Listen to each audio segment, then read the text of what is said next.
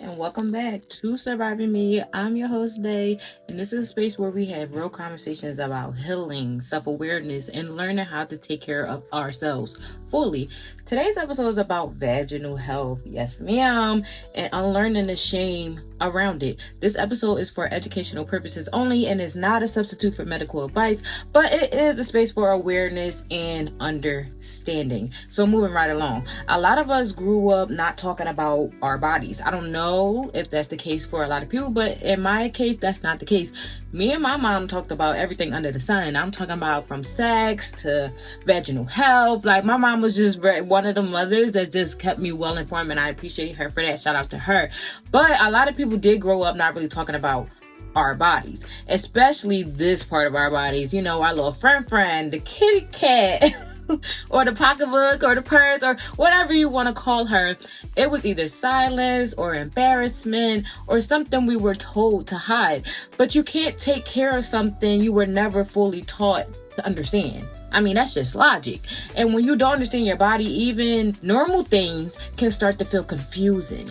But we're about to end all that in this episode. Jumping right into the first segment, which is what's normal. Body is not meant to be odorless or perfect or predictable. There are natural changes that happen. Discharge can happen, scent can change, and your body responds differently depending on your cycle, hormones, stress, and even what you eat. Normal doesn't mean the same every day. It means your body has patterns and you have to learn them. And one of the biggest parts of that pattern is discharge. So let's talk about discharge, because this is something a lot of people were never properly taught. Discharge is your body's way of cleaning itself, maintaining balance, and protecting your vaginal health. It could show up at different times throughout your cycle, not just your period. Your body naturally goes through phases, and discharge can change depending on where you are in that cycle. For example, if you see clear or slightly white or stretchy, that's considered normal for some people. Or if you have creamy or thicker discharge, that can still be normal depending on where you are in your cycle. And then the changes in the amount of discharge can also be normal. So it's not about whether you have discharge or not, it's about understanding your body's pattern. And when that pattern suddenly changes, that's when you pay attention, because your body will always let you know when something feels different. And then there are times when your body is asking for that attention. Things like a strong odor that doesn't go away, or itching, irritation, or discomfort. Discharge can suddenly look and feel very different for you. This is where awareness matters more than panic, because not every change means something is wrong, but every change shouldn't be ignored. And this is where a lot of confusion comes in, especially around infections. This is something a lot of people were never clearly taught. Not every infection is an STI. For example, BV or bacterial vaginosis is very common, and it's not considered a sexually transmitted infection. It's caused by an imbalance in the natural bacteria in your body. That imbalance can come from changes in your pH, using certain products. Maybe you tried a different soap, or maybe you wore too tight clothing, or maybe it's your hormones. Maybe you're going through something different this month, or maybe it's stress. Something else that doesn't get talked about enough is there's something called group B strep, which is GBS. This is a type of bacteria that can naturally live in your body, and a lot of people have it without even knowing. It's not considered an STI either, but in certain situations, especially during pregnancy, something doctors may test for to monitor.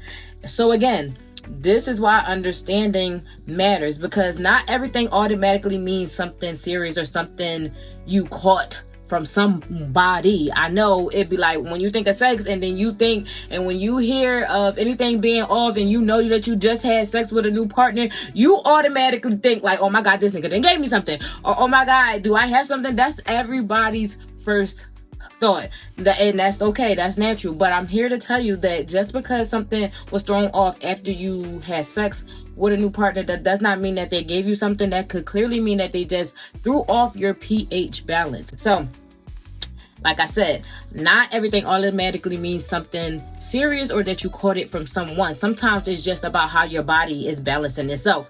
And this is something a lot of people don't realize. Sperm can stay in your body for a few days after sex. I believe it's 5 to 7. Don't quote me, but And because it has a different pH than our regular pH that's in our body, it can sometimes throw off your pH balance. So if something feels off after, it doesn't automatically mean something is seriously wrong. It just means your body is reacting and trying to rebalance itself. So that's where support come in. A lot of women were taught to fix things that weren't broken. Overwashing, using harsh soaps, or trying to completely eliminate natural scent. But sometimes the goal isn't to fix, it's to support. There are small things that can help your body stay balanced. Keeping it simple when it comes to products, avoiding heavily scented soaps or washes, wearing breathable fabric when possible, staying hydrated, and paying attention to how your body responds. Don't wear them coochie cutters. I know they be cute sometimes. Well, I don't know. Because to me, I don't understand how people wear coochie cutters. Because, baby, they are so uncomfortable. Ladies, they are so uncomfortable. And quite honestly, they are so bad for your vaginal health. So we might as well just get rid of the coochie cutters as a whole. You should never want to go outside wearing something that look like underwear anyway. And that's not throwing shots. Y'all know over here we do not judge. But if we get technical, you should never want to go outside wearing anything that look like underwear anyway, and it's not good. Your vagina is screaming anyway. Like, baby, can we breathe? It's already dark down there, and everybody knows where darkness lives, bacteria can grow. That's just logic. And if you didn't know that, well, let me school you a little bit, okay? Where darkness grows, bacteria can grow. So if you have it covered and in tight spaces and all that moisture is getting, what do you expect to happen? That's just, bacteria is gonna grow in that if you keep doing it. So let's just get rid of the coochie cutters and them tight fabrics and the uncomfortable things down there. Let them go. In 2026, we're letting them go, okay? And something else that often gets overlooked is what you eat can also play a role. Your body is connected. So things like sugar intake, hydration, and your overall diet can sometimes affect your pH balance too.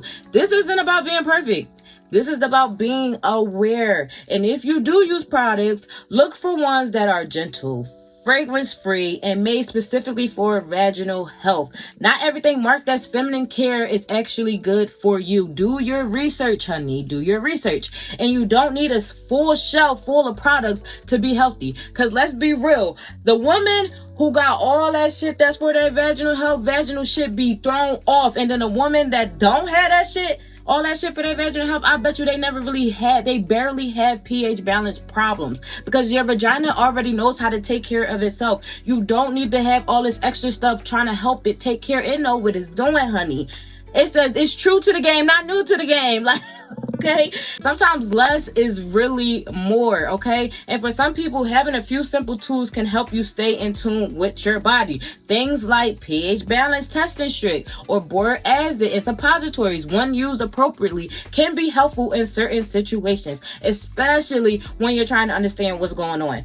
But they're not meant to replace understanding your body. They're just meant to support it, okay? Don't let that go over your head. Taking care of your body shouldn't feel complicated or overwhelming. It should feel like you're working with it, not against it. And sometimes supporting your body also means knowing when to get outside help. So seeing a doctor leads into reconnection. You are allowed to ask questions, get clarity, advocate for yourself. And if something feels off, it's okay to get checked without attaching shame to it. Taking care of your health is not embarrassing. It's responsible. And honestly, a lot of this comes down to one thing: relearning your body and loving yourself. Literally, a lot of this journey is about reconnecting, paying attention, and not ignoring signs, not waiting until something gets worse. Your body is not something to be disconnected from. It's something to be in a relationship with. Love yourself first. If you take anything from this episode, let it be this: your body is not something to feel ashamed of, and it's not something you need to constantly fix. It's something to understand. Not every change means something is wrong, but your body is always communicating with you. And the more you learn how to listen to it, the more confident you become in taking care of yourself. You don't have to be perfect. You don't have to know everything. You just have to start paying attention. It's literally that simple. So jump into a reflection question that I want y'all to take away with, which is, what have you been taught about your body that you might need to unlearn? Really think about it. Write it down if you need to. Say it out loud. Do what makes you feel good. But really think about the question. question. So if this episode helped you feel more informed or at ease, make sure you subscribe to the Glow Letter on Substack for deeper reflection and journal prompts that connected to the episode. And if you've been looking for a bestie style book club where we actually talk about what's going on in the book and how it resonated with us, then you might want to join the After Hours Book Club. And if you're listening on Apple Podcasts or Spotify, leave a rating and review, please. It helps push these conversations to more people who needs it. And like I always say, no matter what page of healing you're on, you're not alone and you're not behind. Keep going through it, keep growing through it, and keep glowing through it, because the journey back to yourself will always be the hardest work. And I will see y'all next episode. Battle the silence, I've wrestled the shame, faced all my demons and called them by name.